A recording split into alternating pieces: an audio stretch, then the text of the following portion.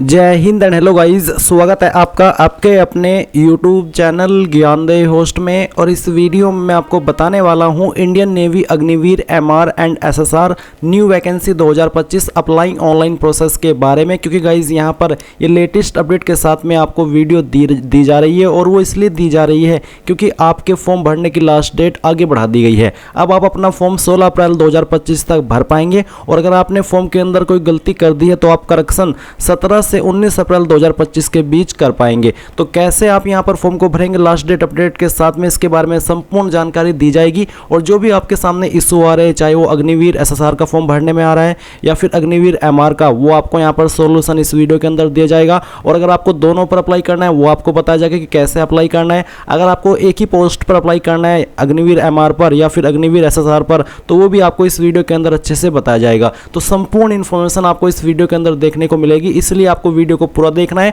और स्किप नहीं करना है। अगर फिर भी आपके मन में कोई सवाल कोई डाउट रह जाए तो आप कमेंट के माध्यम से पूछ लीजिएगा। अब चलिए शुरू करते हैं। अगर आपने अभी तक वीडियो को लाइक शेयर न किया हो तो कर दीजिएगा और चैनल को सब्सक्राइब कर लीजिएगा। इसके बाद जो लिंक वीडियो के डिस्क्रिप्शन में दिया है ये आप ओपन करेंगे, आपके सामने यहाँ पर इन्फॉर्मेशन आएगी जहाँ पर आपको जानने को मिलेगा कि कौन कौन से बैच के लिए भर्ती निकाली गई है। जैसे कि फरवरी 2025 बैच, जनवरी 2026 बैच और फरवरी 2026 बैच। कौन सी बैच के लिए क्या एज लिमिट है वो आप यहाँ पर देख सकते हैं। बेसिकली आपका जो डेट ऑफ बर्थ है या फिर जो आपका जन्म है वो इस डेट से लेकर के इस डेट के बीच में अगर हुआ है, जो भी यहाँ पर आप बैच देख रहे हैं, तो आप उस बैच पर अप्लाई करने के लिए एज के अकॉर्डिंग एलिजिबल है।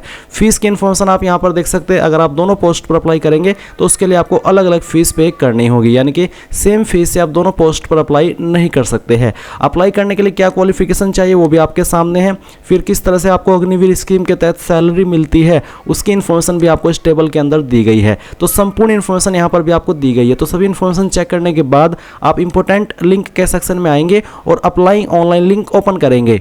अब आपके सामने कुछ ऐसा इंटरफेस आ जाएगा। यहाँ पर आने के बाद में सबसे पहले आप रजिस्टर इसके ऊपर क्लिक करेंगे। चाहे आपको अग्निवीर SSR पर अप्लाई करना है चाहे फिर MR पर, दोनों पर आप एक ही बार में अप्लाई कर सकते हैं। तो आपके सामने इस तरह का इंटरफेस आएगा। सबसे पहले आप यहाँ पर आपकी ईमेल ID डालेंगे जो कि आप रजिस्टर करना चाहते हैं। उसके बाद में मोबाइल नंबर, फिर आपका नाम जो कि आपका 10th के सर्टिफिकेट के अंदर है, एज इट इज आपको 10th के सर्टिफिकेट वाला नाम यहाँ पर लिखना है। और नेशनलिटी के अंदर आप इंडियन सेलेक्ट कर लेंगे। फिर आप ये कैप्चा कोड डालेंगे और रजिस्टर के ऊपर क्लिक करेंगे। अब गाइज आप यहाँ पर देखेंगे you have successfully signed up, we have sent a confirmation link to your registered email, यानी कि बेसिकली आपका रजिस्ट्रेशन हो चुका है और आपको एक कंफर्मेशन ईमेल सेंड की गई है। आपको आपकी ईमेल चेक करनी है और उसमें जो ईमेल आई है वो आपको ओपन करनी है। ओपन करने के बाद में आपको इसमें एक लिंक देखने को मिलेगा, आप इसके ऊपर क्लिक कीजिएगा। ये लिंक ओपन करने के बाद में आप देखेंगे your email has been successfully verified, और आपको यहाँ पर ये जो कैप्चा कोड है वो डालना है और जनरेट OTP इसके ऊपर क्लिक करना है। अब इसके बाद क्या होगा, आपके नंबर के ऊपर एक OTP सेंड किया जाएगा, आपका यहाँ पर नंबर वेरिफिकेशन होगा। इसके अलावा गाइज आप यहाँ पर एक पासवर्ड बनाएंगे। तो मुझे OTP मिल चुका है, तो आपका जो भी OTP आपको मिला है वो यहाँ पर डाल दीजिए। तो चलिए हम यहाँ पर इस OTP को फिल कर देते हैं। और उसके बाद में गाइज आपको एक पासवर्ड बनाना है।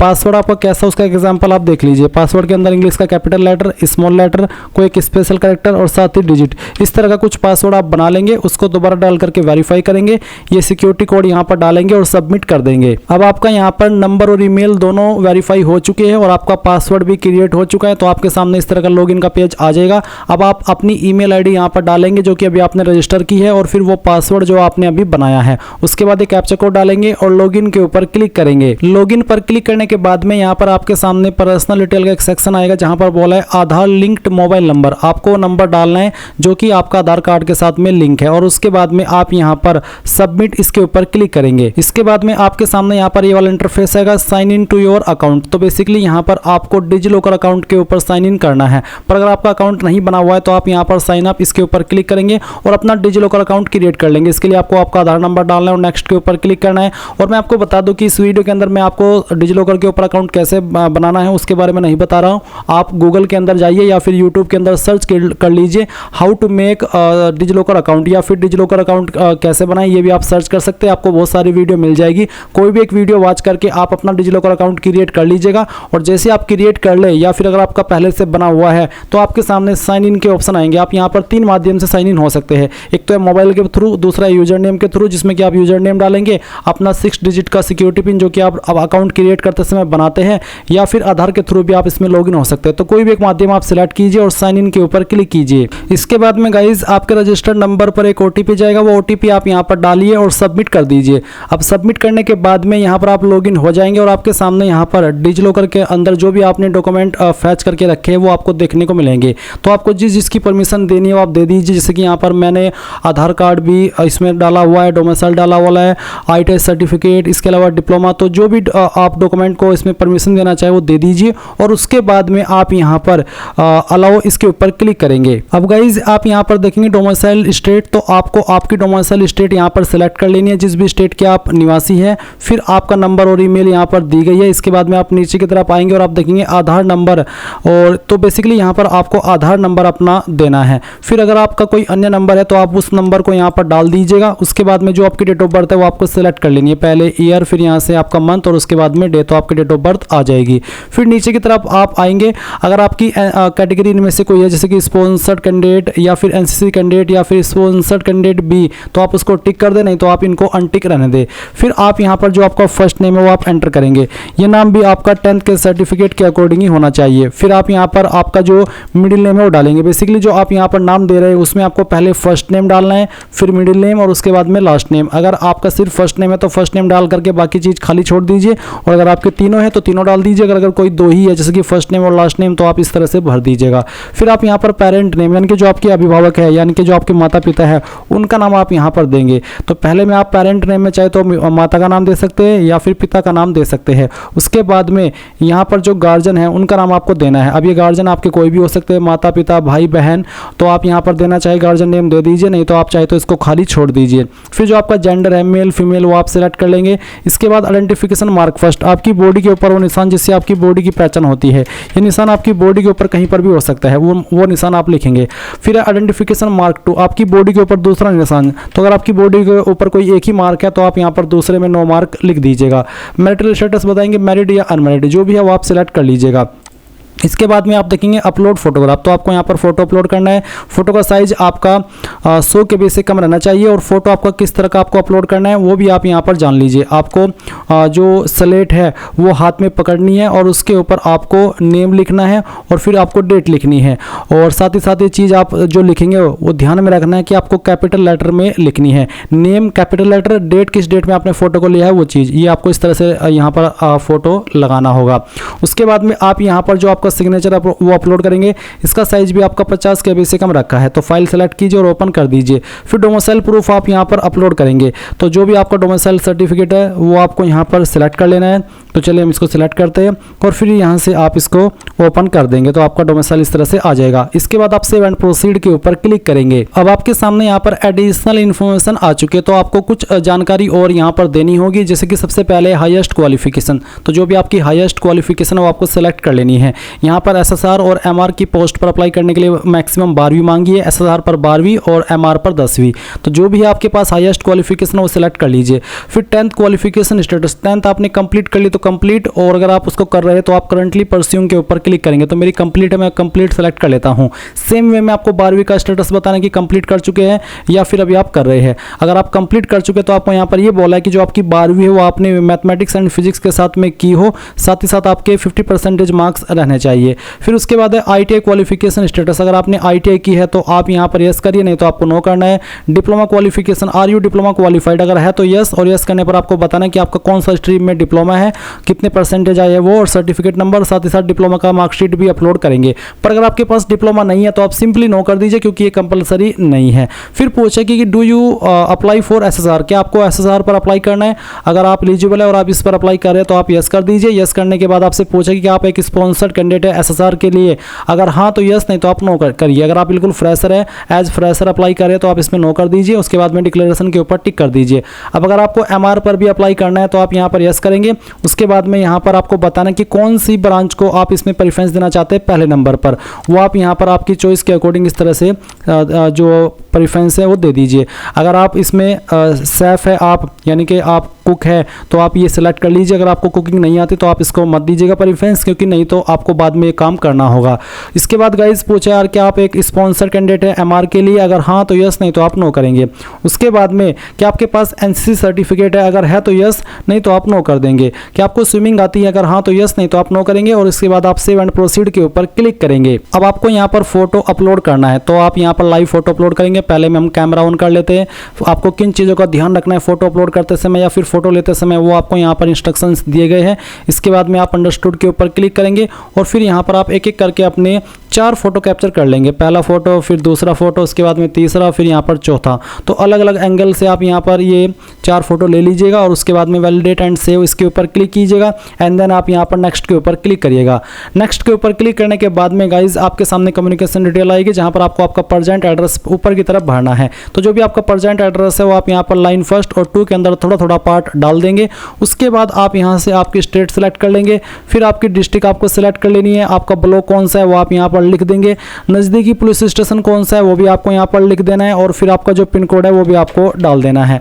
अब अगर आपका प्रेजेंट एड्रेस और परमानेंट एड्रेस सेम है तो आप यहाँ पर टिक कर दीजिए, और अगर अलग है तो अनटिक करके अलग से भरिएगा। उसके बाद आप सेव एंड प्रोसीड पर क्लिक करेंगे। अब आपके सामने यहाँ पर 10th की क्वालिफिकेशन की जानकारी फिल करने का ऑप्शन आ चुका है। तो मैं आपको बता दूं, जब आपने इसमें डिजिलॉकर अकाउंट को कंसेंट दिया था और अगर आपने उसमें 10वीं की मार्कशीट को भी कंसेंट दे दिया था तो फिर ऑटोमेटिकली यहाँ पर आपके नंबर आपको देखने को मिल जाएगी। और अगर आपने उसमें सिर्फ आधार को ही कंसेंट दिया था तो आप यहाँ पर इसमें अपने नंबर खुद से भर सकते हैं। तो इंग्लिश के पहले तो आपको टोटल मार्क्स यहाँ पर डाल देने हैं, कितने नंबर आपको आए थे वो यहाँ पर भरेंगे। फिर यहाँ पर लैंग्वेज से मतलब है कि जिस भी आप स्टेट से है उस स्टेट की जो लोकल लैंग्वेज है वो भी आपने वन ऑफ सब्जेक्ट के रूप में पढ़ी है। जैसे कि मैं यूपी से हूँ तो यूपी की लैंग्वेज है हिंदी, तो यहाँ पर हिंदी के अंदर आपको पहले टोटल नंबर डालने हैं और फिर आपको हिंदी में कितने नंबर आए थे वो यहाँ पर भर देने हैं। आप जिस भी स्टेट से फॉर्म को भरे और उस स्टेट की जो लोकल लैंग्वेज है जो कि आपने पढ़ी है 10वीं के अंदर, उसके नंबर ही आपको यहाँ पर इस लैंग्वेज वाले सेक्शन में भरने हैं। फिर सोशल साइंस आपको यहाँ पर टोटल नंबर डालने हैं, कितने नंबर आए थे वो आप यहाँ पर भर देंगे। साइंस के टोटल नंबर आप यहाँ पर डाल देंगे, कितने नंबर आपको आए थे वो आप यहाँ पर भरेंगे। मैथ के टोटल नंबर आप यहाँ पर डालेंगे, कितने नंबर आपको आए थे वो आप यहाँ पर भर देंगे। फिर फिजिकल एजुकेशन या फिर एनी अदर सब्जेक्ट, तो अगर एनी अदर सब्जेक्ट था फिजिकल एजुकेशन ना होकर के, जैसे कि मेरे पास आर्ट्स था तो मैं यहाँ पर फिजिकल एजुकेशन के नंबर ना भर के एनी अदर सब्जेक्ट में टोटल नंबर डालूंगा, जो नंबर मुझे आए थे वो यहाँ पर मैं भर दूंगा। इस तरह से आपको भी ऐसे ही भरना है। उसके बाद आपकी परसेंटेज कैलकुलेट कर ली जाएगी। अब आप यहाँ पर 10th की मार्कशीट का सीरियल नंबर डालेंगे। उसके बाद में बोर्ड कंडक्टेड 10th एग्जाम, तो कौन से बोर्ड के द्वारा आपका 10th का एग्जाम कंडक्ट हुआ था वो बोर्ड आप सिलेक्ट कर लेंगे। इसके बाद state where school institute located, आपका स्कूल कौन सी स्टेट के अंदर था वो स्टेट आप सिलेक्ट कर लेंगे। उसके बाद में कौन सी स्टेट ने आपका जो एग्जाम है वो कंडक्ट किया था वो आप सिलेक्ट करेंगे। स्टेट कंडक्टेड 10th एग्जाम, तो आपको वो स्टेट बतानी है जिसने आपका 10th का एग्जाम कंडक्ट किया हो।